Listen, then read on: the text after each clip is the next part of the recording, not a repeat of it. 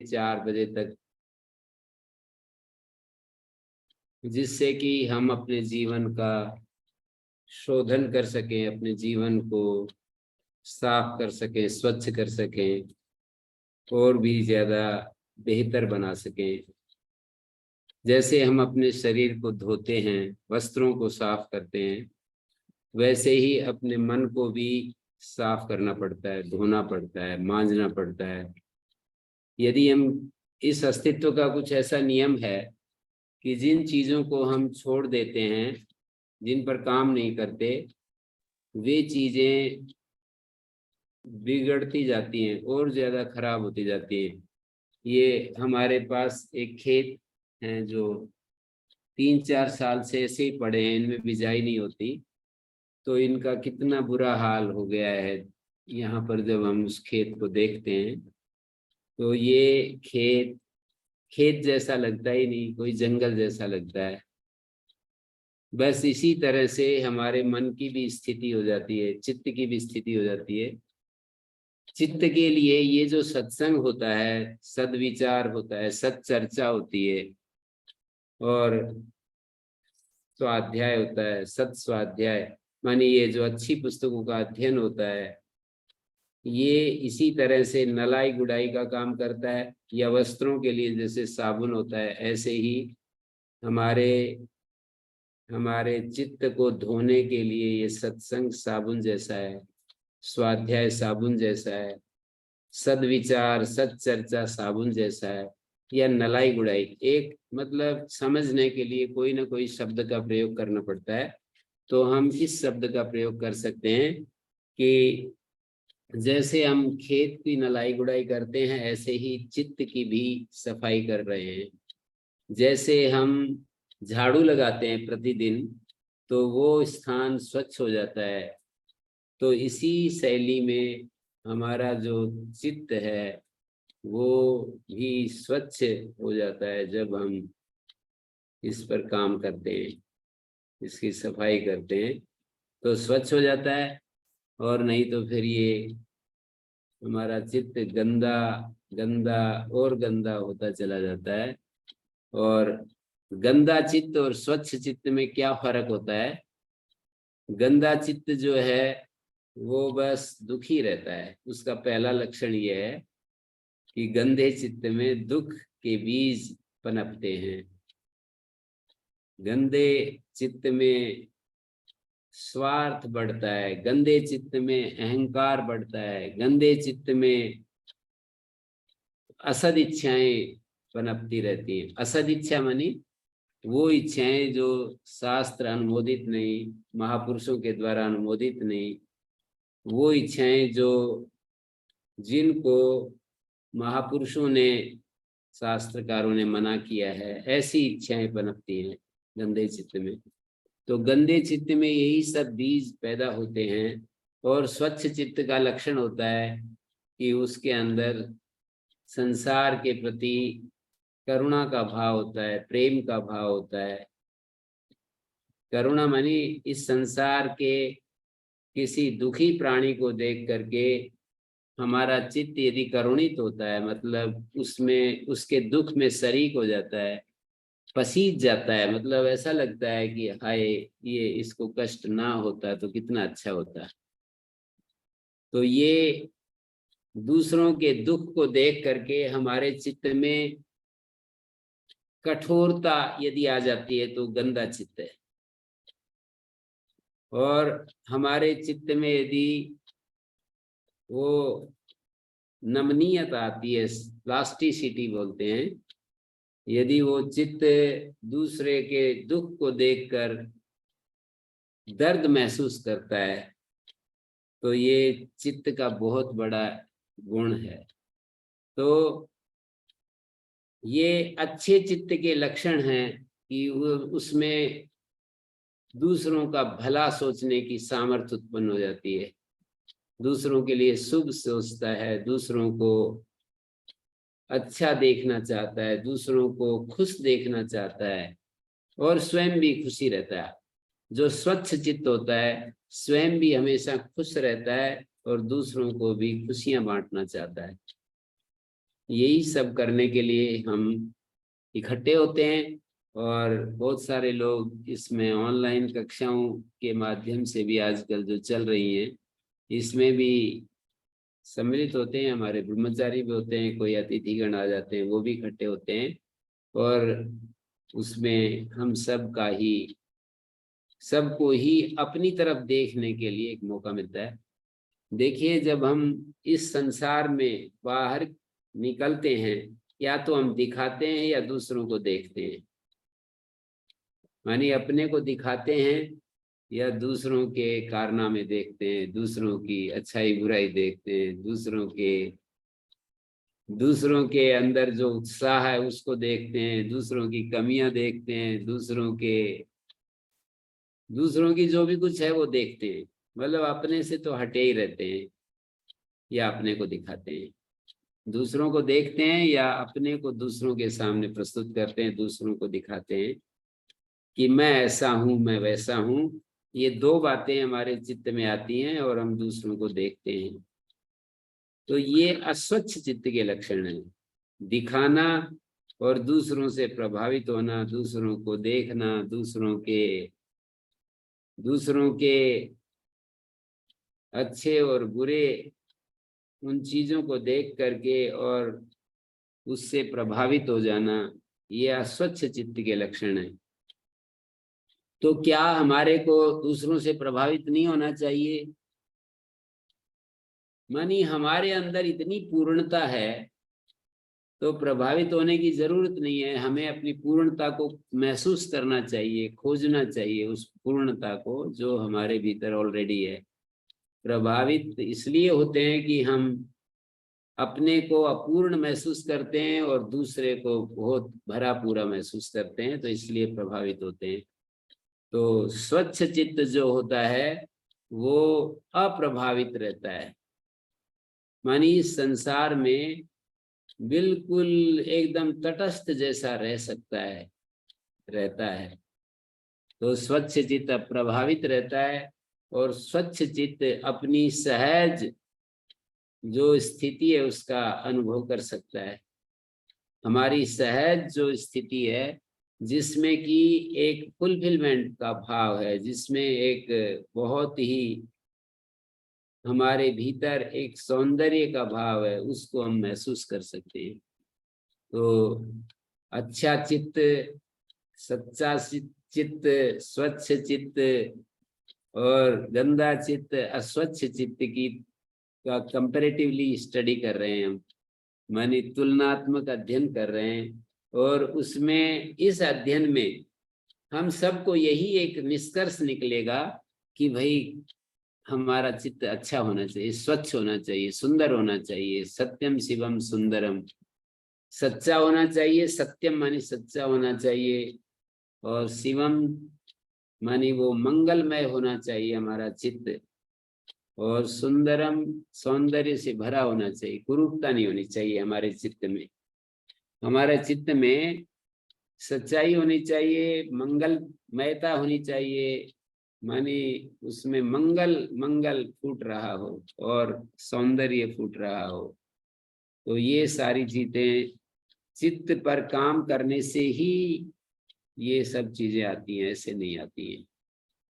हमारे चित्त में ये सब चीजें चित्त को देखने से, समझने से ही आती हैं। चित्त को ऐसे ही छोड़ देने से चित्त झूठा हो जाता है, चित्त कुरूप हो जाता है और चित्त में गलत वासनाएं पैदा हो जाती हैं, गलत इच्छाएं पैदा हो जाती हैं और हम अपने स्वयं में भी सुखी नहीं रहते और दूसरों को भी सुख नहीं दे पाते, दूसरों के लिए भी दुख ही बांटते हैं। ये महत्वपूर्ण बात है देखने की, समझने की, सोचने की। तो यदि हम चाहते हैं कि हमारा जीवन अपने लिए भी और दूसरों के लिए भी सुखद हो, सुखमय हो, सुंदर हो, तो फिर देखो नलाई गुड़ाई करनी पड़ेगी चित्त की। चित्त एक भूमि की तरह माने तो इसकी नलाई गुड़ाई करनी पड़ेगी। चित्त एक वस्त्र की तरह माने तो इसमें प्रयोग करके धोना पड़ेगा, सफाई करनी पड़ेगी। चित्त एक स्थान की तरह माने तो झाड़ू लगानी पड़ेगी। जो भी केवल समझने के लिए शब्द प्रयोग किए जा रहे हैं, बात को अलग नहीं है, केवल समझाने के लिए इतने सारे शब्द बोले जा रहे हैं।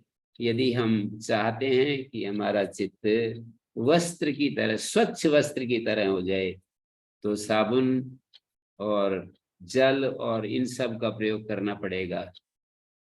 हम ये चाहते हैं कि स्वच्छ स्थान की तरह हमारा चित्त हो जाए, तो झाड़ू का प्रयोग करना पड़ेगा।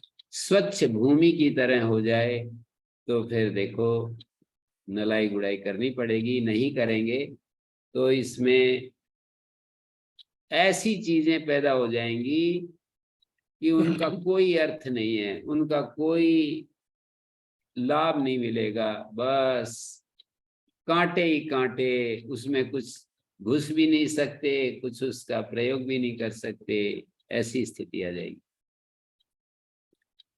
तो इस तरह से हम अपने को देखते हैं और प्रार्थनाएं करते हैं। जब हमारा काबू नहीं लगता या अपने सत लक्ष्य को सामने रखना चाहते हैं, तो फिर प्रार्थनाएं करते हैं। प्रार्थनाएं का मतलब जहां हम पहुंचना चाहते हैं उसकी अपने भीतर भावना जगाना। प्रार्थना का मतलब होता है अपनी मांग को महसूस करना, अपने भीतर इस चीज के लिए बस तैयार हो जाना कि ये चीज घटित हो जाए। इसी का नाम प्रार्थना है। प्रार्थना किन्हीं वाक्यों का या किन्हीं शब्दों का उच्चारण करने का नाम नहीं है। जैसे कई लोग पूछने लगते हैं कि प्रार्थना करने से चीजें मिल जाती हैं, ऐसे बोलते हैं कि प्रार्थना करने से चीजें, शायद आपने भी कई बार प्रश्न किया है कि प्रार्थना करने से मिल जाती है कोई चीज? कभी नहीं। अच्छा, बहुत अच्छा है। तो कितना अच्छा हो गया कि इन्होंने अपनी मोहर लगा दी, कम से कम आगे के लिए रास्ता बंद कर दिया है। प्रार्थना करने से चीजें मिल जाती हैं। सर्वे भवन्तु, पिछली बार बोल रहे थे ना कि क्या सर्वे भवन्तु सुखिना, ऐसा करने से अच्छे हो जाएंगे लोग। ये पूछा। हाँ, तो लोग अच्छे हो जाएंगे। तो मैंने कहा था कि प्रार्थना करने से हमारा दिल अच्छा हो जाएगा, हमारा चित्त सद्भाव से भर जाएगा। ये तो प्रार्थना करते हैं, खूब करते हैं, आपसे भी करते हैं, परमात्मा से करते हैं, और से भी करते हैं। तो प्रार्थना करने से अपनी मांग सामने आ जाती है। हम जो चाहते हैं वो जरूरत हमारी हमारे सामने खड़ी हो जाती है। और जब हमारे मस्तिष्क में वो हमारी जरूरत हमेशा बनी रहे, फिर क्या देर है चीज को प्राप्त होने में। बस यही तो कमी है कि हमारी आवश्यकता हमारे सामने बनी नहीं रहती, हमारी जरूरत हमारे समक्ष सदा उपस्थित नहीं रहती, गायब हो जाती है। हम प्रार्थना करते हैं, जितनी देर प्रार्थना करते हैं उतनी देर वो भी बहुत ध्यान देने वाले। प्रार्थना क्या रहस्य क्या है, प्रार्थना किस भाव से करनी चाहिए, प्रार्थना से क्या उपलब्धि होती है, ये सब मैकेनिज्म जो समझते हैं उन्हीं को ये चीजें मिलती हैं। प्रार्थना तो भाई ठीक है, प्रार्थना कर लो, मन कहीं घूम रहा है, प्रार्थना के वचन बोल रहा है, तो ऐसे तो कोई प्रार्थना नहीं मानी जाती। प्रार्थना मतलब अपने अस्तित्व की, पूरे व्यक्ति जो हमारा रोआ रोआ है उसके लिए तैयार हो जाए कि वो चीज घटित हो जाए, वो चीज मुझे मिल जाए जिसकी हम जरूरत महसूस करते हैं, वो प्रार्थना होती है। प्रार्थना का इतना ही अर्थ है हमारे व्यक्तित्व का, अस्तित्व का रोआ रोआ उस चीज के लिए तैयार हो जाए। जैसे हमने कहा कितने हजारों हजारों मंत्र प्रार्थना के रूप में वेदों में मिलते हैं। स्तुति, प्रार्थना, उपासना, 3 वाक्य आपने सुने होंगे। किसी दिव्य वस्तु की महिमा स्वीकार कर लेना, ये है स्तुति। स्तुति का मतलब गुणगान गाना नहीं, गुणगान गाते हुए उसकी महिमा स्वीकार हो गई, हमें उसकी महिमा अंदर से स्वीकार हो गई तो समझो स्तुति हो रही है। हम कहते हैं कि भगवान ऐसा है ऐसा है, ये कह रहे हैं, इससे क्या हो रहा है, क्या घटित हो रहा है, हमारा भीतर हमारा चित्त ऐसे तैयार हो रहा है कि वास्तव में वो हमारे को महिमा यदि स्वीकृत हो गई है व्यक्तित्व की, हमें महिमा स्वीकार हो गई, जैसे कि वेदों में भगवान की महिमा गाई गई है कि वो परमात्मा बात बात में ही इस संसार को इधर से उधर कर देता है और स्वयं च्युत है, स्वयं अच्युत रहता हुआ दूसरे अपने आप को बड़े 30 मार्खाम जो मानते हैं उनको क्षण भर में ही डिगा देता है। सजनास इंद्र एक सूक्त है, वेदों में बहुत सारे मंत्र जो होते हैं उनको सूक्त नाम से कहा जाता है। तो सजनास इंद्र एक सूक्त है, उसमें ये कहा गया है कि लोगों, इंद्र तो वो है जो ऐसे ऐसे काम करता है, परमात्मा तो वो है जो ऐसे ऐसे काम करता है। तो ये उसकी महिमा, उसकी स्तुति गाते हैं हम। लेकिन हमें यदि स्वीकार नहीं है वो सब, या संशय है, स्वीकार नहीं है या संशय है, तो अभी उस स्तुति वचन से कोई लाभ नहीं होता। प्रार्थना करते हैं, हमें उसकी मांग है तो प्रार्थना है, यदि मांग नहीं है तो कितना भी वाक्य बोलते रहो कोई अर्थ नहीं है। और यदि उसका और हमारा संबंध हमें स्वीकृत हो गया तो उपासना है, अन्यथा आप कितना भी मैं भगवान के निकट बैठ गया हूँ, मैं उसके ध्यान में बैठ गया हूँ, उसके साथ अपना संबंध वो मेरा है मैं उसका हूँ, ऐसा यदि संबंध भगवान के साथ हमने स्वीकार अपना संबंध बना लिया तो समझो उपासना हो गई।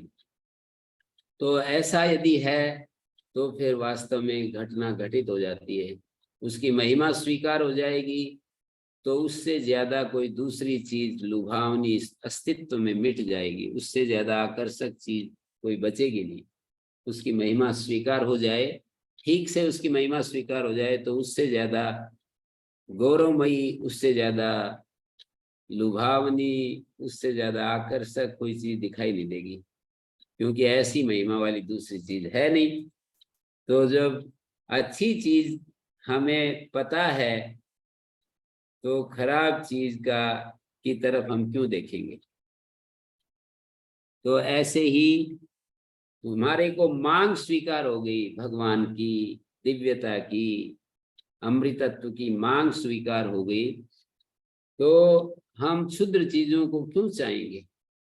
जब विशेष चीज की मांग, ये हम भूल जाते हैं, मांग भी स्वीकार होती है, महिमा भी स्वीकार होती है, उसके साथ संबंध भी स्वीकार होते हैं, पर वे क्षणिक होते हैं, वे उतनी देर के लिए होते हैं जितनी देर के लिए हम सत्संग में बैठते हैं, उतनी देर के लिए जितना हम कहीं वो ऐसे प्रसंग में उपस्थित होते हैं, तो उतनी देर के लिए ये सब स्वीकार होते हैं, और उससे कुछ विशेष लाभ हमें मिल नहीं पाता है, कुछ घटना घटती नहीं है।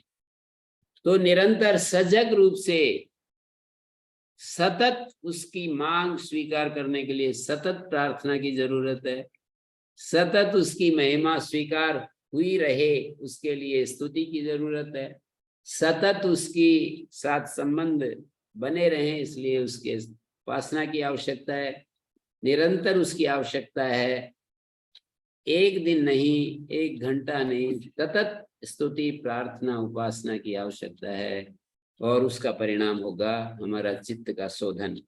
यदि ऐसा होगा तो हमारा चित्त शुद्ध होता जाएगा। तो ये हमारा, जैसे दो शब्द हमने सुने हैं, कर्तव्य और अधिकार, यानी व्यक्तियों के प्रति हमारे क्या कर्तव्य हैं, क्या अधिकार हैं, नेचर के प्रति क्या कर्तव्य क्या अधिकार हैं, भगवान के प्रति हमारे क्या कर्तव्य क्या अधिकार हैं, यानी समाज के प्रति, मैंने व्यक्तियों के प्रति कह दिया, पूरे समाज के प्रति, जीवों के प्रति, परमात्मा के प्रति, जीवों के प्रति, परमात्मा के प्रति, और नेचर के प्रति, और स्वयं के प्रति हमारे क्या कर्तव्य हैं, ये सब हम देखने होते हैं। निरंतर यदि हम देख सकते हैं कि मेरे प्रति क्या कर्तव्य है, हमारे प्रति भी, हमारे अपने ही हमारे प्रति भी कुछ कर्तव्य अधिकार होते हैं। मेरे कुछ अधिकार हैं, कुछ कर्तव्य हैं। सत्संग में कैसे सफाई होती है, कैसे हमारी शुद्धता होती है, उसका उदाहरण एक पकड़ करके आपके सामने रख रहा हूं। जैसे कर्तव्य और अधिकार को यदि हम सामने रख करके और ये कहें कि 4 लेवल पर हमें काम करना है, व्यक्ति के लेवल पर, समाज के लेवल पर, भगवान के लेवल पर और प्रकृति नेचर के लेवल पर। मानी मेरे क्या कर्तव्य हैं, क्या अधिकार हैं, यदि हम इसको बराबर अपने अन्वेषण का विषय बनाएं, बराबर इसकी खोज का विषय बनाएं, तो हम पाएंगे कि मेरे प्रति कर्तव्य क्या है, मेरा क्या चीज है, शरीर है, मन है, बुद्धि है, इंद्रियां हैं, ये सब मेरे निकटतम है। शरीर मेरे निकटतम है, मन मेरे निकटतम है, बुद्धि मेरे निकटतम है। शरीर, मन, बुद्धि, इंद्रियां, ये सब मेरे हैं और मैं इनका मालिक हूँ। तो इस मालिक का अपनी इन सेवकों के साथ क्या कर्तव्य हैं और मालिक के क्या अधिकार हैं, या सेवकों के भी मालिक के प्रति क्या कर्तव्य हैं, क्या अधिकार हैं। तो जी सेवक तो मालिक को सुख देने के लिए, सेवक मालिक को सुख देने के लिए, पर सेवक यदि प्रबुद्ध होता है तो अलग प्रकार से व्यवहार करेगा, और सेवक यदि कम समझदार है तो मालिक को सुख दे नहीं सकता। तो हमारा जो ये व्यक्तित्व है, इसमें सबसे बड़ा जो आत्मा का सेवक है, जीव का जो सेवक है, वो बुद्धि है। सबसे बड़ा जो सेवक है वो बुद्धि है, और बुद्धि के साथ मन भी सेवक है, इंद्रियां भी सेवक हैं, शरीर भी सेवक है। तो इनके कर्तव्य क्या हैं? अपने मालिक को सुख देना। सेवक का एक ही कर्तव्य है कि अपने मालिक की आज्ञा पालन करना और उसे सुख पहुंचाना। आज्ञा पालन करना, जैसा मालिक कहे उसके आदेश का ध्यान से अवलोकन करता रहे और सुख पहुंचाए अपने मालिक को, ये सेवक का कर्तव्य है। सेवक अपने को सेवक बताता है, सेवक अपने को सेवक बताता है और मालिक को सुख नहीं पहुंचाता। तो ऐसा सेवक कैसा सेवक? ऐसा सेवक क्या सेवक? यानी मालिक को सुख पहुंचाना चाहिए सेवक को, और मालिक को भी सुख पहुंचाना सेवक के लिए, और सेवक को भी सुख पहुंचाना, ये उनके कर्तव्य हैं, मालिक के भी और सेवक के भी। आत्मा तो हमेशा हमेशा, मतलब आत्मा में कोई अशुभ नाम की चीज है नहीं। आत्मा कभी अपने इन प्रजा का, माने बुद्धि, मन, इंद्रियां, शरीर, ये प्रजाएं हैं, आत्मा कभी भी इनका अशुभ कर नहीं सकता, क्योंकि उसमें अशुभ करने के लिए कोई वस्तु नहीं है। कोई ऐसा उसके पास कोई ऐसा यंत्र नहीं, कोई ऐसा मीटर नहीं कि वो इनका अशुभ कर सके। इनकी जरूर स्थिति भिन्न भिन्न होती है। यदि बुद्धि नामक सेवक बहुत अच्छा होता है, मन नामक सेवक बहुत अच्छा होता है, तो फिर ये अपने मालिक का बहुत हित कर सकते हैं। तो बुद्धि रूपी सेवक को, मन रूपी सेवक को, इंद्रियों रूपी सेवक को, शरीर रूपी सेवक को अपने कर्तव्यों का एहसास होना चाहिए कि हमें अपने मालिक के लिए क्या क्या करना है, एहसास होना चाहिए। तो बुद्धि में जितना ज्ञान का प्रकर्ष होगा, उतना ही अपने मालिक को अधिक सुख मिल सकता है, क्योंकि बुद्धि जितना ज्ञान होगा सही रास्ते पर काम करेगी, सही रास्ते पर चलेगी। इसी तरह से हमारा हमारा मन, हमारी बुद्धि, हमारी इंद्रियां, हमारा शरीर, सब के सब, 4 मैंने शब्द बोले, शरीर, इंद्रियां, मन और बुद्धि, चारों के चारों अपने मालिक के लिए कितना कितना शुभ कर सकते हैं, इसके कोई कल्पना नहीं की जा सकती।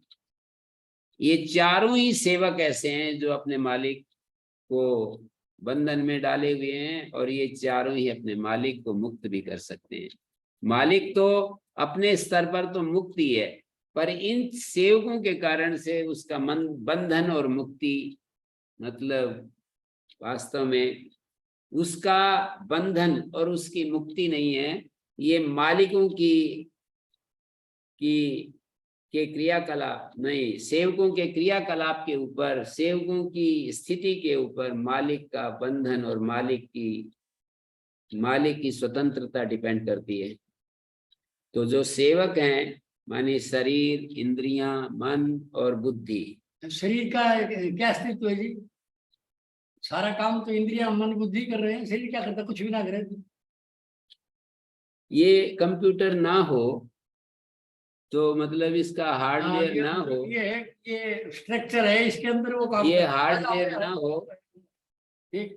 तो ये सब इसके अंदर जो काम ये चल रहे हैं खुद फंक्शन तो कुछ नहीं करता ये। खुद भी करता है। मतलब ऐसा है कि हमारा शरीर जो है तमस युक्त होता है, हाँ। तो ये इंद्रियां, मन, बुद्धि भी फिर तमस युक्त हो जाते हैं। शरीर रजस युक्त होता है क्योंकि हर चीज त्रिगुणात्मक है। अस्तित्व की आत्मा के सिवाय जितनी भी चीजें हैं वो त्रिगुणात्मक हैं। आत्मा त्रिगुणातीत है, गुणातीत है, पर ये सब चीजें गुणात्मक हैं। तो मानी कभी किसी गुण की वृद्धि हो जाती है, किसी गुण का ह्रास हो जाता है।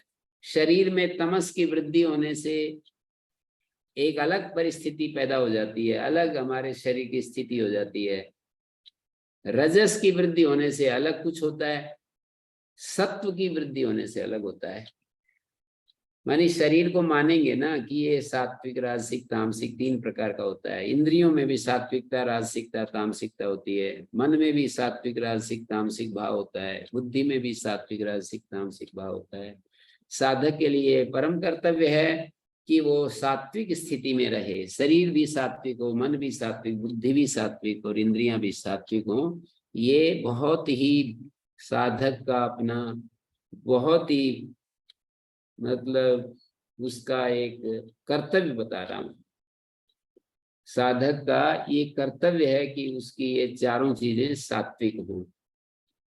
सात्विक स्थिति में क्या होता है? प्रकाश होता है, स्थिरता होती है, बहुत ज्यादा जड़ता भी नहीं होती, बहुत ज्यादा क्रिया भी नहीं होती, और अंधेरा नहीं होता है, प्रकाश होता है, ऐसा कह सकते हैं।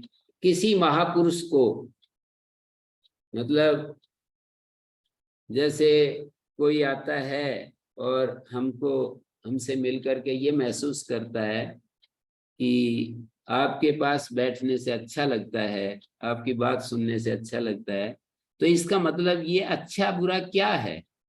अच्छा बुरा ये है कि यदि हम ग्रहणशील होते हैं और कहीं से कोई चीज शांति, आनंद, प्रसन्नता बह रही हो और उसको ग्रहण करते हैं तो हम कह देते हैं कि अच्छा लगता है। यदि हम ग्रहणशील नहीं होते हैं तो हम उदासीन रहते हैं, ना अच्छा लगता है ना बुरा लगता है, कपाट लगा देते हैं, अपने दरवाजे बंद कर देते हैं। तो कहीं से कोई चीज आ रही हो लेकिन हम उसके प्रति हम कह देंगे कि मतलब मुझे तो कुछ नहीं हो रहा है, आपको अच्छा लग रहा है, हमें तो कुछ नहीं हो रहा है। अपना दरवाजे यदि हम बंद कर लिए तो उधर से हवाएं चल रही हैं और हमारे भीतर तो प्रवेश नहीं करेंगी। इसी तरह से हमने वहां से तो बेशक कोई नेगेटिव भाव नहीं आ रहा, लेकिन हमने ही अपने अज्ञान से कल्पना कर ली और हमने भ्रांतिवश कुछ दूसरा सोचने लग गए। तो हो सके हमें कि हमें बेचैनी हो हमारे संस्कार के, हमारा संस्कार बहुत ज्यादा कर्म का हो और कहीं हमें शांति से बैठना पड़ जाए तो हम ये कहेंगे कि हम तो तंग हो गए, इतनी देर एक घंटा वहां बैठे थे, परेशान हो गए। मतलब कर्म के संस्कार ज्यादा हों तो फिर हमारा को बैठने में भी परेशानी होती है। बैठना तो एक बहुत ही योग का अंग बताया है, बैठक बहणी। मतलब किसी संत ने कहा था कि 4 चीजें यदि व्यक्ति की सिद्ध हो जाएं, रहनी, बहनी, सहनी, कहनी, तो इस दुनिया में रहते हुए कहीं कोई खतरा नहीं, उसको कोई कष्ट नहीं, कोई दिक्कत नहीं। तो बैठना तो बहुत बड़ी चीज है। बहनी, बहनी मानी बैठक, बैठना। तो बैठना भी परेशान कर देता है हमें, व्यक्ति को, यदि हमें हमारा अभ्यास नहीं है तो। मानी दुरभ्यास के कारण या अभ्यास की कमी के कारण बहुत ही हमारे शरीर में यदि वेग है तो शरीर स्थिर नहीं रह पाता है। ऐसे ही हमारी वाणी कहनी के अंतर्गत आती है। यदि हम जानते हैं क्या बोलना चाहिए, कितना बोलना चाहिए, कब कौन सी बात कहनी चाहिए, तो हमारी कहनी सिद्ध हो जाती है और उससे बड़ा सुख मिलता है अपने को भी, दूसरों को भी। रहनी, कैसे रहना चाहिए दूसरों के साथ, ये भी बहुत ही आवश्यक होता है। एक आदमी के रहने से दूसरे सभी परेशान हो जाते हैं और एक आदमी के रहने से सब सुखमय वातावरण हो जाता है। ये कितना अंतर होता है। हमने देखा है कि एक आदमी का रहना दूसरों को सुखदायक हो जाता है। ऐसे ही सहनी, मतलब हम यदि सहन करते हैं, सहन करते हैं चीजों को, और सहन करने का मतलब अंदर से दुखी होते रहते हैं और बाहर प्रतिक्रिया नहीं दिखाते हैं, ये मतलब नहीं। सहन करने का मतलब अंदर भी हम इतने शांत और सहज स्वीकार्यता में रहते हैं कि हमें कोई भी कष्ट ही नहीं होता है, किसी भी प्रकार की प्रतिकूलता महसूस नहीं होती। तो ये हमारा मतलब, मैंने ये विश्लेषण में कर रहा था कि हम कहीं पर बैठते हैं और बेचैन हो जाते हैं, तो इसमें उस व्यक्ति की बात नहीं, हमारे भी कभी कभी दुरभ्यासों के कारण, गलत अभ्यासों के कारण, हमारी भी चंचलता के कारण, प्रतिबंधकों के कारण। जैसे भगवान तो यहाँ इस अस्तित्व में है, पर उसकी उपस्थिति, भगवान की उपस्थिति को हम महसूस नहीं कर पाते। अपने प्रतिबंधक, अपनी वासनाएं, अपनी इच्छाएं इतनी ज्यादा होती हैं कि भगवान की उपस्थिति को हम महसूस नहीं कर पाते। होते हुए भी वो, उससे हम कुछ लाभ नहीं ले पाते। तो हमें भी रिसेप्टिविटी, ग्रहणशीलता बढ़ानी पड़ती है। हमें भी अपने मन को तैयार करना पड़ता है, अभिमुख होना पड़ता है। देखिए, आकाश से वर्षा होती रहे और पात्र का मुख औंधा किया हुआ हो, कितनी भी बारिश होती रहे, कितनी भी बारिश होती रहे, कोई अर्थ नहीं है। कोई अर्थ नहीं है कि उसमें पानी की एक बूंद भी पहुंच जाएगी। कितने भी बारिश बरसे, पानी की एक बूंद जाने वाली नहीं है। तो प्रकृति के तरफ से कितना कुछ सौंदर्य बिखर रहा है, फिर भी हम परेशान हो सकते हैं। भगवान से निरंतर चैतन्य बिखर रहा है हमारे भीतर, ओवरफ्लो हो रहा है, फिर भी हम जड़ हो सकते हैं, क्योंकि हम अभिमुख नहीं होते हैं। हम अभिमुख नहीं होते हैं। भगवान अमृत वर्षा कर रहा है, हमारे शुभ चिंतक अमृत बहा रहे हैं, लेकिन हम फिर भी क्लेश में, कष्ट में, बाधाओं में हो सकते हैं।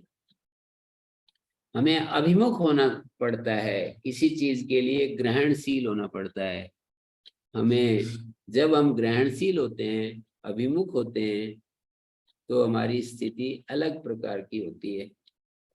और जब हम ग्रहणशील नहीं होते हैं तो स्वाभाविक है, हमारी स्थिति अलग हो जाती है।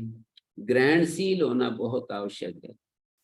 ग्रहणशील होने से हम कोई भी चीज है उसको, उसके अच्छे पक्ष को, उसके सच्चे पक्ष को देखते हैं।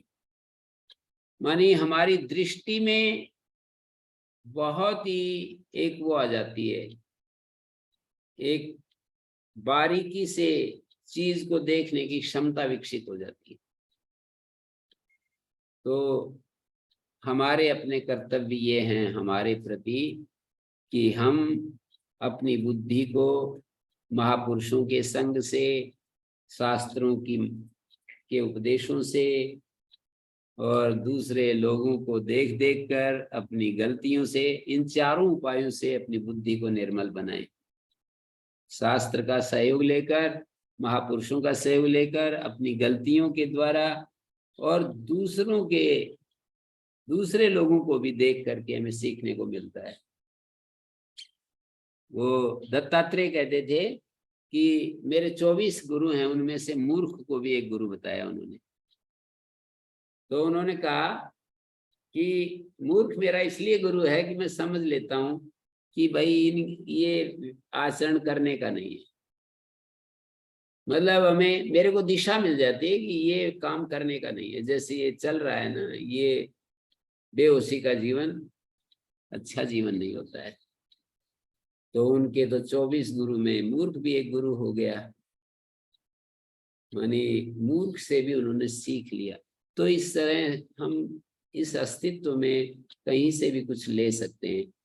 तो हमारा, मैंने कहा था कि अपने प्रति जो कर्तव्य है वो यही है कि हम अपनी बुद्धि को निर्मल बनाएं, स्वच्छ बनाएं।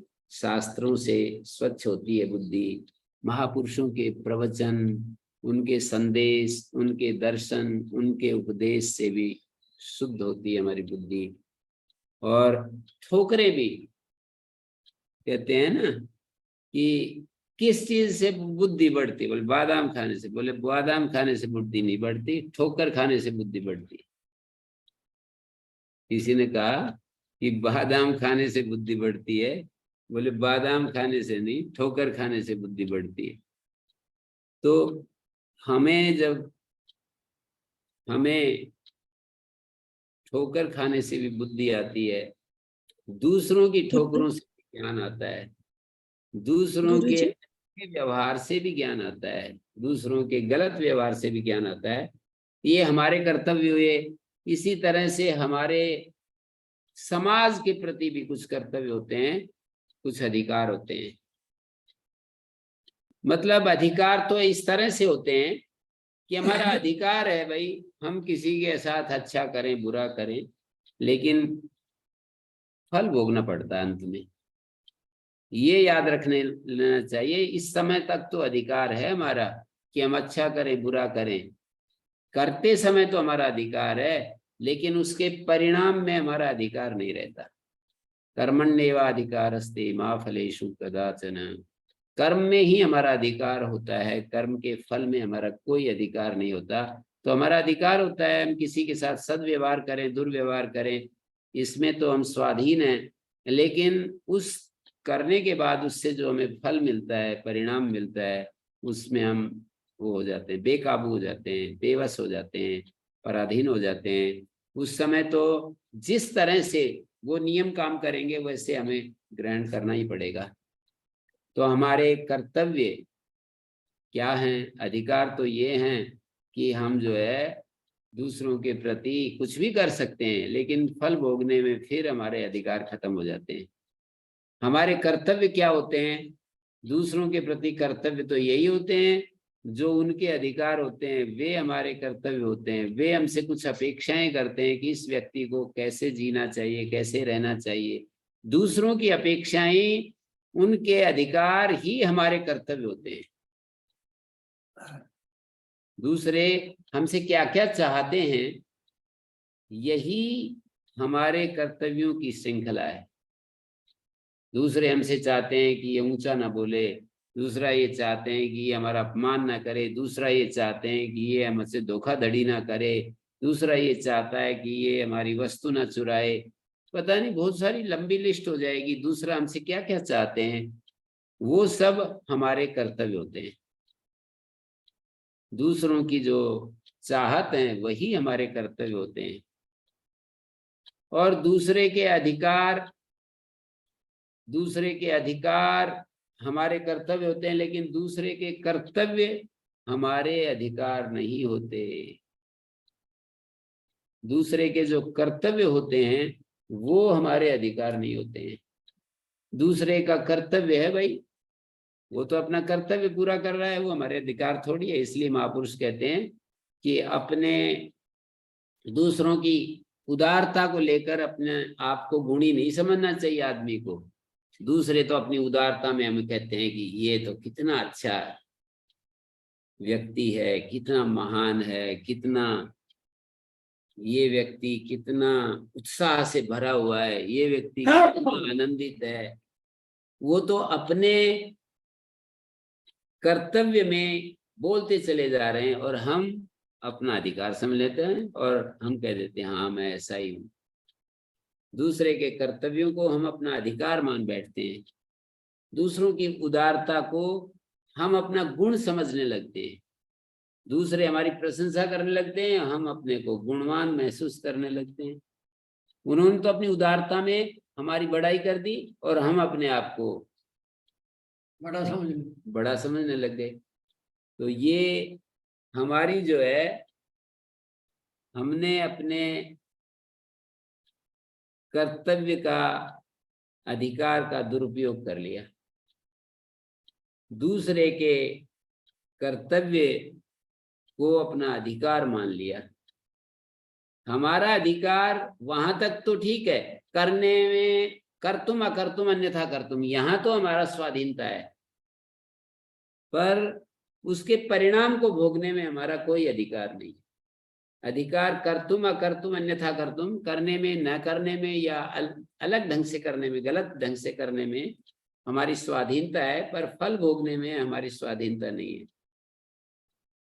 तो अपने कर्तव्य और अपने अधिकारों को हमें समझना है। दूसरों के प्रति हमारे क्या कर्तव्य हैं। जैसा दूसरे, किसी बच्चे से, मैं पतंजलि में रहता था तो एक बार मैंने कोई प्रश्न किया, छोटे बच्चों की क्लास थी, तो मैंने ये प्रश्न किया, कोई बता सकता है कि हमें जीवन में कैसे जीना चाहिए, दूसरों के साथ कैसे जीना चाहिए? क्या कोई बता सकता है कि हमें दुनिया में दूसरों के साथ कैसे रहना चाहिए? तो एक बच्चा उठा, उसने कहा हाँ जी मैं बता सकता हूँ। और उसने ये बात कही, बड़े सहजता से कही कि जी जो हम दूसरों से चाहते हैं वही दूसरों के साथ करना चाहिए। 5वीं क्लास के बच्चे ने ये बात कही। दूसरों से हम जो जो भी चाहते हैं तो वही हमें दूसरों के साथ करना चाहिए। तो इतना कहते हैं, शास्त्र पढ़े बिना हमें ये पता नहीं चलता क्या करना क्या ना करना। वो भी अपनी जगह ठीक है, सूक्ष्म बारीकियों में पता नहीं चलता, लेकिन एक स्थूल जो दृष्टि से कोई बात कही जाए, देखी जाए, तो बहुत पता होता है कि भाई मैं दूसरों से क्या चाहता हूँ, वही मुझे दूसरों तक पहुंचाना है। सम्मान चाहता हूं तो सम्मान पहुंचाना है, और प्रेम चाहता हूं तो प्रेम बांटना है, और सुख चाहता हूं तो सुख देना है। मैं दूसरों से चाहता हूं कि ये मेरे सामने अपना अहंकार ना दिखाए, तो मुझे भी अहंकार नहीं दिखाना। घमंड ना दिखाए, कोई किसी चीज का घमंड ना करे, तो मुझे भी घमंड नहीं करना। मैं यदि चाहता हूं कि अपना मतलब अपने मुख से अपनी बड़ाई ना करे, मेरे को अच्छा नहीं लगता कोई अपने मुख से अपनी बड़ाई करे, ऐसा यदि हम चाहते हैं, मैं अपनी नहीं कह रहा हूं, मैं ये कह रहा हूं कि यदि हम चाहते हैं कि कोई मेरे सामने अपनी बड़ाई ना गाए, तो हम भी ना गाएं। ऐसा नहीं होता है कि मैं तो चाहता हूं कि कोई अपना बड़ाई ना गाए और मैं गाता रहूं। वहां भूल जाते हैं कि भाई मैं तो चाहता था कि कोई बड़ाई ना गाए, और अब क्या कर रहा हूं मैं। आदमी को यदि मौका मिल जाए तो कोई और विषय ही नहीं होता है, बस एक ही विषय होता है कि अपने गीत गाना, अपना महिमा गाना, बस एक ही विषय होता है उसका, वो गाता रहेगा। तो हमारे को ये सब कर्तव्य और अधिकारों की श्रृंखला में देखना है, हमारे क्या कर्तव्य हैं, क्या अधिकार हैं। अधिकार दूसरों के का अधिकार है, उसको हम नहीं बदल सकते। दूसरा हमारा अपमान कर सकता है, दूसरा हमें बुरा कह सकता है, दूसरा हमारी बेइज्जती कर सकता है, दूसरा कुछ भी कर सकता है हमारे साथ, ये उसका अधिकार है। मतलब कुछ भी करना उसका कर्तव्य नहीं, पर मैं अधिकार बता रहा हूं कि कुछ भी कर सकता है, ये उसका अधिकार है। मैं ये नहीं कहता कि कुछ भी करे उसका कर्तव्य, ऐसा थोड़ी बोला मैंने कहा कि कुछ भी कर सकता है, ये उसका अधिकार है। अपने ज्ञान के अनुसार उसने निर्णय ले लिया कि भाई मेरे को तो इस आदमी का अपमान करना है, तो दूसरा कुछ भी करे ये उसका अधिकार है। लेकिन उसने तो अपने अधिकार का उपयोग किया है और हमें अपव्यवहार किया, हमारे साथ गलत व्यवहार किया। लेकिन हम जो है वो दुखी हों, इसके लिए हमारा अधिकार का उपयोग और अनुपयोग डिपेंड करता है हमारे ऊपर। किसी के अधिकार को हम हटा नहीं सकते, लेकिन हमारा भी तो कुछ अधिकार है। हमारा अधिकार है कि हम निरंतर शांत रहें और अपने आप को दुख मुक्त रखें। ये भी प्रत्येक जीव का अधिकार है। या हम उससे लड़े भी, ये भी तो अधिकार है। हाँ, उलझ जाएं ये भी अधिकार है, दो चार वापस सुना दें ये भी अधिकार है, हैं? और ये भी अधिकार है शांत रहें, ये भी हमारा अधिकार है। तो हमारे अधिकार को छीन नहीं सकता कोई, किसी अधिकार को छीन नहीं सकता। जिस तरह का अधिकार होगा उसी तरह की फिर रिजल्ट्स आएंगे, हमारे को परिणाम मिलेंगे। यदि हमने अपने अधिकार का सही सदुपयोग किया और हम हर परिस्थिति में शांत रहे, तो हमें कैसे कोई दुखी करेगा। और हम उलझते रहे, दूसरों के साथ उलझते रहे, तो ठीक है, टकरा रहे, तो इसमें भी कौन क्या कहेगा। हम जो है दुखी होते रहेंगे, दूसरे को दुखी करते रहेंगे, अपने को दुखी। वो काशी सराय पर मंगलम पहुंचे।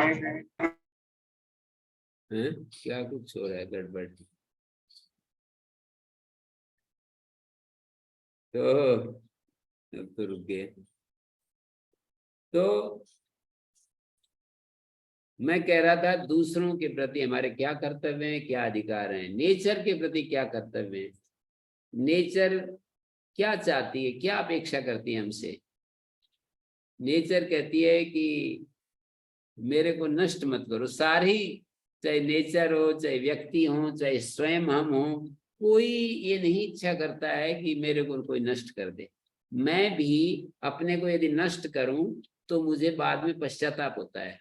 किसी तरह से मैं अपने समय को दुरुपयोग करूं, मैं अपने समय को वेस्ट करूं, तो हमें बाद में पश्चाताप होता है। मैं कोई अपने गलत आचरण करूं, मैं कोई गलत चीज देखूं, मैं कोई गलत चीज सुनूं, मैं कोई गलत चीज छूऊं, पांचों इंद्रियों के विषय कोई भी जो शास्त्र से अनुमोदित नहीं है और ऐसा मैं करूंगा, तो मुझे निश्चित रूप से मुझे पश्चाताप होता है। हमें करने वाले को पश्चाताप होता है। कोई किसी चीज को नष्ट करे और वो सुखी हो जाए, ऐसा नहीं हो सकता। यदि किसी को दुख देगा, हम अपने शरीर को दुख देंगे, हम अपने आचरण से ही अपने शरीर को दुख देंगे, तो हम अपने शत्रु हो जाएंगे। गीता में कहा भी है, आत्मा एव आत्मनो बंधु आत्मा रिपुरात्मना। हम स्वयं अपने बंधु हैं, हम स्वयं अपने शत्रु हैं। यदि हम शत्रु की तरह व्यवहार करते हैं तो अपने शत्रु हैं। शत्रु जैसे हमारा नाश करना चाहता है, हमें दुख देना चाहता है, हमारा भला नहीं चाहता है, ऐसे हम अपने को, अपनी इंद्रियों पर काबू नहीं करते, अपने आप को वश में नहीं रखते, तो हम अपने शत्रु हो जाते हैं। और वो हम शत्रु जो होता है उसका एक ही काम होता है, नष्ट करना, नाश करना, दुख देना। तो चाहे हम अपने शत्रु हैं, चाहे समाज के शत्रु हैं, चाहे प्रकृति के शत्रु हैं, भगवान के शत्रु हैं। भगवान के शत्रु में तो यही होता है कि हम कपाट बंद कर देते हैं कि भगवान तेरे से मुझे कुछ नहीं चाहिए। तो भगवान से जो चीजें आने वाली होती हैं वो बंद हो जाती, बस। भगवान का तो क्या बिगाड़ेंगे, भगवान का तो क्या बिगड़ेगा। भगवान से जो चीजें हमें मिलनी होती हैं वहां कपाट लगा देते हैं।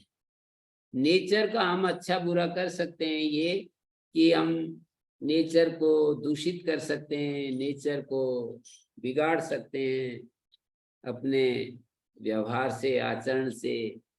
मतलब धुआं बहुत ज्यादा, ऑक्सीजन बहुत ही, ये क्या मानी ऐसी गैसें, विषैली गैसें यदि हम, तो नेचर को क्या बिगाड़ते हैं? अपने आप को बिगाड़ते ही नहीं है, तो अपना इस्तेमाल करते नहीं हमारे लिए नेचर को। हाँ, उसका तो यूज करते हैं, अंततः आप दुखी हो रहे हैं भाई। अंततः फिर हमारे ही को मिलता है वो सब। हाँ हाँ तो ऐसे ही समाज को भी क्या बिगाड़ेंगे, हाँ हमारा ही चित्त खराब होगा। अपने साथ भी गलत व्यवहार करेंगे तो हम ही दुखी होंगे। कुल मिलाकर के तो हम ही दुखी होते हैं अंततः जा करके।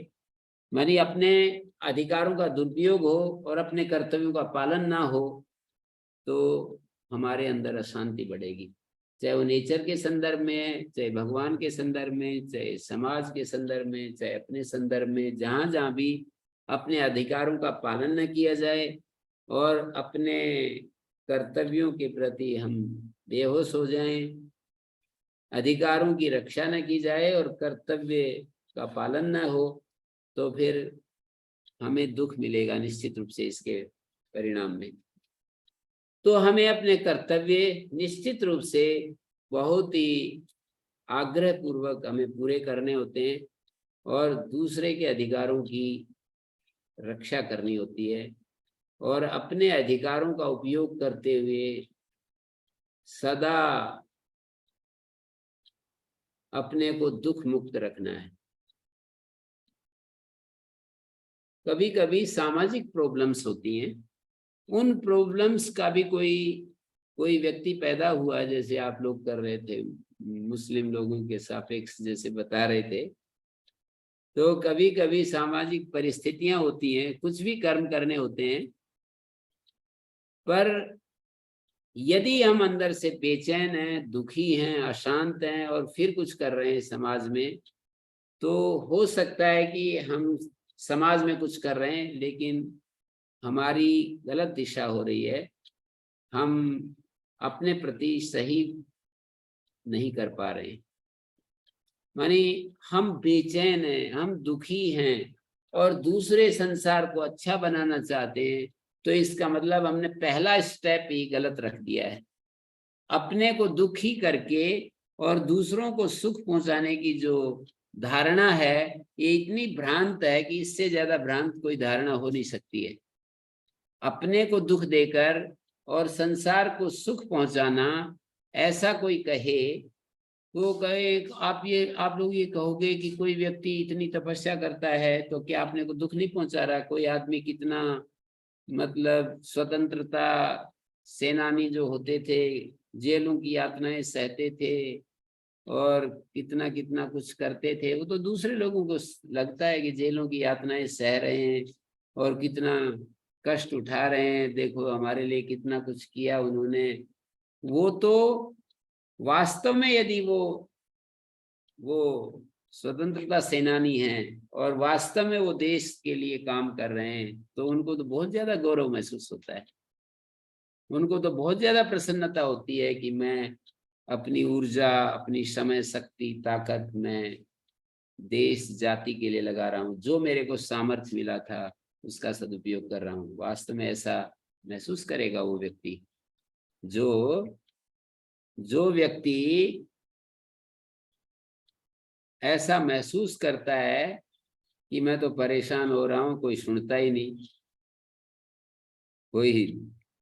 कोई मुझे घास ही नहीं डाल रहा, मैं तो अपना सब कुछ लगा दिया और कोई हमारे को देख ही नहीं रहे हमारी तरफ, तो वो आनंदमय जीवन नहीं जी सकता है। दूसरों से अपेक्षाएं, दूसरों से इच्छाएं, हमारे काम में सहयोग, ये सब जो चीजें हैं ना, दुख के सिवाय कुछ नहीं लाती हैं, दुख ही लाती हैं सब।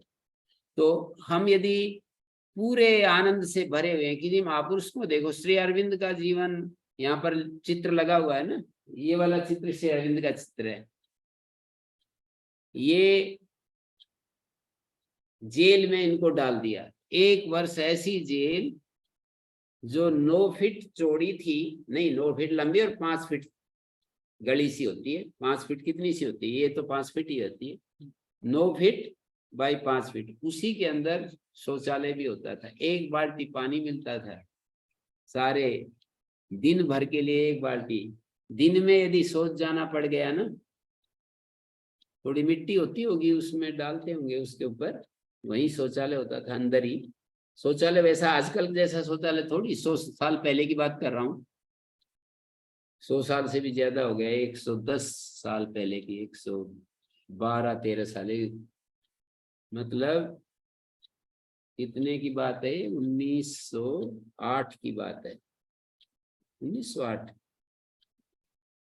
तो वो तो कहते हैं कि मुझे उस जेल में एक साल के उस कारावास में मुझे भगवान मिल गया। मतलब लोग तो कहेंगे कितना कष्ट उठाया, वो कह रहे हैं मुझे भगवान मिल गया। धन्यवाद है ब्रिटिश गवर्नमेंट को कि मुझे मेरे सारे बंधन काट दिए। ऐसे कोई स्टेटमेंट सुना मैंने कि उन्होंने कहा कि धन्यवाद है ब्रिटिश सरकार का कि उन्होंने मेरे सारे बंधन काट दिए, भगवान मिल गया मुझे। ऐसी परिस्थिति में डाल दिया, झूठा केस या सच्चा केस, मतलब मुझे ऐसे कारावास में डाल दिया, किसी झूठा केस में उनको इन्वॉल्व करके, और 1 वर्ष का कठोर कारावास दे दिया। और उस कारावास में उनके जीवन की दिशा बदल गई। जो चीजें वो नहीं कर पा रहे थे, वो कहते हैं कि मेरे मन में आता था कि मैं भगवान को खोजूं, तो तुरंत मेरे सामने देश का क्या होगा, ये एक वाक्य सामने खड़ा हो जाता, देश का क्या होगा। तो ब्रिटिश सरकार ने उनको एकांत में डाल दिया, और ऐसे कठोर कोई आदमी उनको नहीं दिखाई देगा, और कोई व्यक्ति उससे बात नहीं करेंगे। मतलब सामान्य आदमी के लिए तो ये बहुत बड़ा दंड होता है ना, आदमी से बात नहीं करनी, कोई आपको दिखेगा नहीं, आदमी नहीं दिखेगा, तो उनके लिए तो ये हमारे ज्ञान के ऊपर है कि हम क्या चाहते हैं, इन अस्तित्व से क्या, कुछ इच्छा ही नहीं है और हम शांत हो गए, तो हमें एकांत में रखो या भीड़ में रखो, क्या फर्क पड़ता है।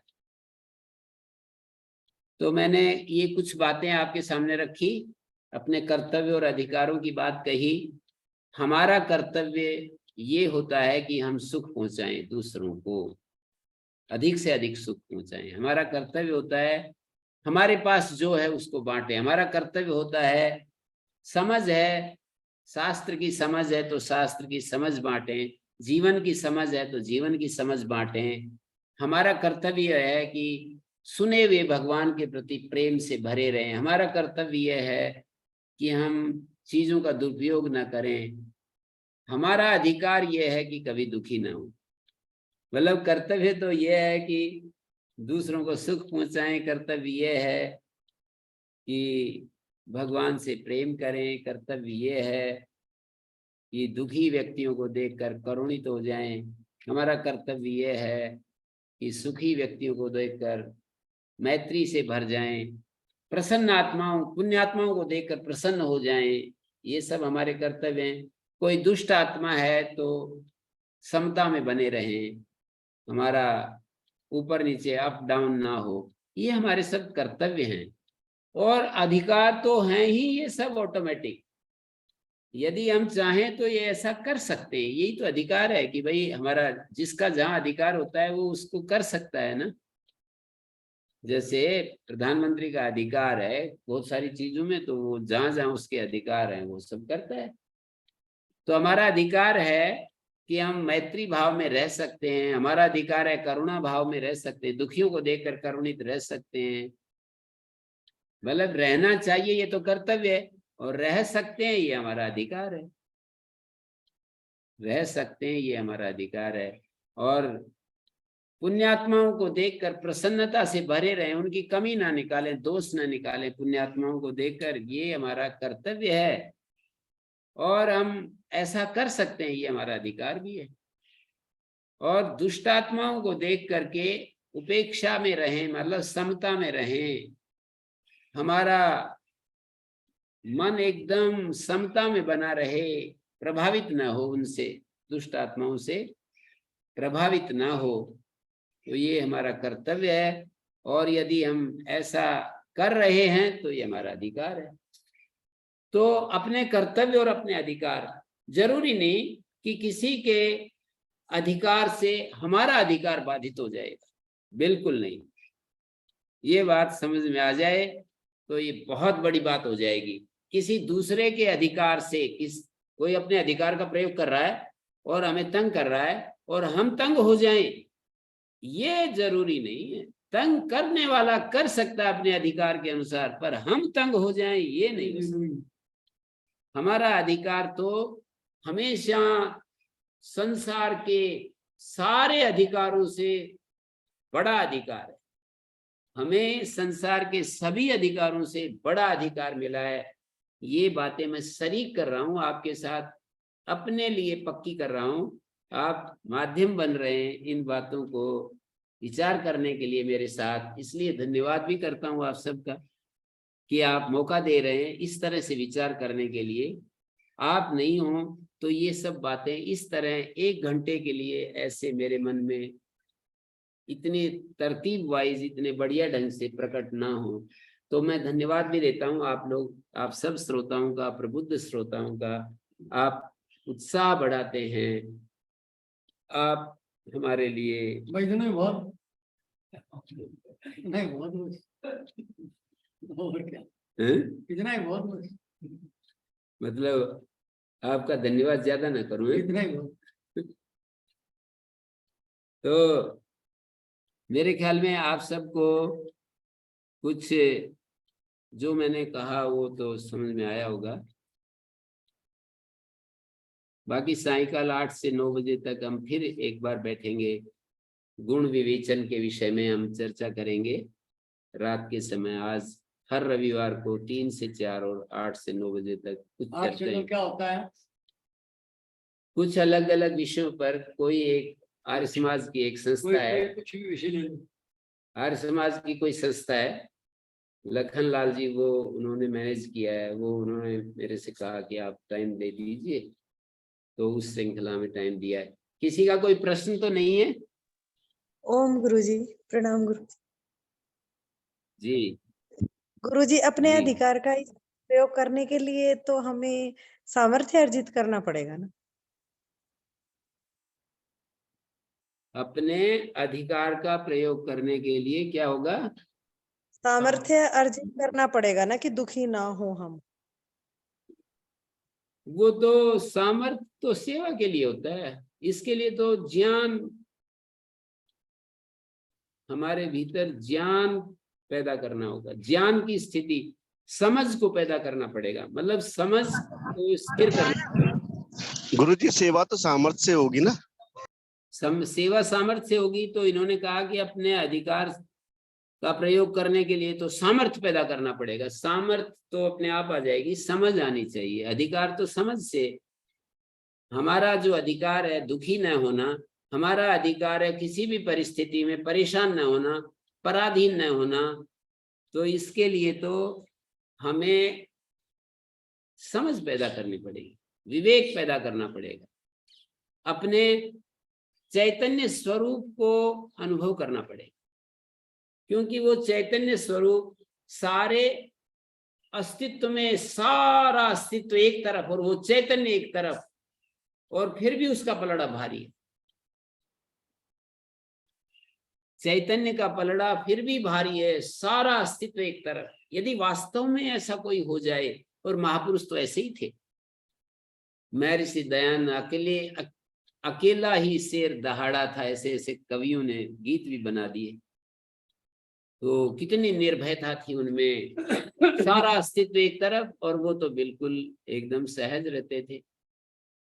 तो ये समझ पैदा करनी पड़ेगी, अपनी आत्म स्थिति को, अपने आत्म स्वरूप को समझना पड़ेगा।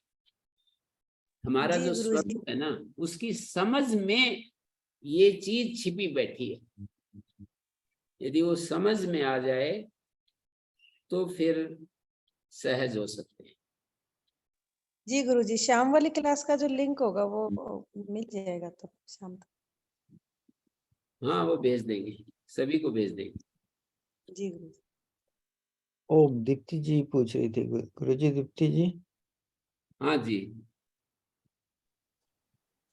मैं तो कुछ पूछने ही नहीं वाली थी, वो इन्होंने ना मैसेज में पहले ही लिख दिया, दीप्ति जी वेट करना आखिर में प्रश्न पूछने के लिए, पर आज तो मेरा कोई प्रश्न ही नहीं है। चलिए, अच्छा मेरे को ऐसा लगा आप बीच में पूछ रहे थे। नहीं और जी। प्रहलाद जी। नमस्ते गुरुजी। जी नमो नमः। जी आपने समझाया, मेरी समझ में जो आया मैं व्यक्त कर रहा हूँ, आप कहिए ठीक है कि नहीं। कि आपने बताया कि ईश्वर से कुछ नहीं मांगना, तो आपने ईश्वर के दरवाजे बंद कर दिए, तो फिर आपको कुछ नहीं भेजेगा, तो उसको क्या समझे? जी जी ठीक समझे हैं। यदि हम कुछ भी कोई प्रार्थना नहीं कर रहे, कोई भगवान की तरफ ध्यान नहीं दे रहे, उनके मैसेज की तरफ कोई ध्यान नहीं दे रहे, तो अपने द्वार बंद कर दिए तो बस खत्म बात। यूयम यूयम वयम वयम, भगवान के मैसेज हमें नहीं मिलेंगे। नहीं गुरुजी, जो ईश्वर ने हमने अभी तक दिया है इस पे हम हैप्पी हैं, संतुष्ट हैं, और कहते हैं कि अब हमें कुछ नहीं चाहिए, तो वो फिर भेजना कैसे बंद कर नहीं वो देगा? तो ठीक है, पर हम यदि भगवान हमें सत प्रेरणाएं देता है, भगवान हमें निरंतर ऊपर उठने के लिए प्रेरणाएं देता है, और हम उस तरफ ध्यान ही नहीं देते, हमारे अंदर कोई इस तरह का भाव ही नहीं आता कि कोई एक अंदर बैठा हुआ हमें हमें कोई प्रेरक तत्व हमें प्रेरणा दे रहा है, हम उस तरफ बेहोश हैं, तो भगवान क्या करेगा फिर। वो जो आप कह रहे हैं वो तो एक स्तर पर ठीक ही है कि हम तो संतुष्ट हैं, भगवान ने इतना दिया है, सूरज चांद धरती आसमान, ठंडी ठंडी हवाएं, गर्म गर्म हवाएं, समुद्र की लहरें, और गायें और गायों का मीठा मीठा दूध, फल फूल, नदियां, कल कल करती हुई नदियां, सब कुछ अच्छा दे दिया, और उस सब के हम साक्षी हैं, फिर क्या जरूरत है। वो अपने स्तर पर ठीक है, लेकिन मनुष्य इतनी पूर्णता में कहाँ जीता है। वो तो कहता है सब कुछ ठीक है, और सायंकाल तक तो कई बार दुखी हो जाता है। जी, हैं? आपके प्रवचन सुनने से तो बहुत आनंद मिलता है, ये भी ईश्वर की कृपा से तो मिलता है। नहीं वो तो सारी कृपाएं उसी की हैं, लेकिन क्षण क्षण में उसकी कृपाएं हमें अनुभव करनी होती हैं। उनकी कृपाओं से हम विमुख हो जाते हैं, और फिर हमें दुख आता है, और फिर भी हम नहीं ध्यान देते हैं। तो मैं उसको कहा कि भगवान क्या करेगा यदि ध्यान न दे। दुखी होते हुए भी अपने को दुखी करते ही रहते हैं, दुखी होते रहते हैं, दुखी करते रहते हैं अपने को, और बीच बीच में ये भी कहते रहते हैं भगवान तेरी कितनी अच्छी, भगवान तेरी कितनी वो है, महिमा है, तूने कितना दिया, कितना क्या कुछ किया, ये भी चलता है।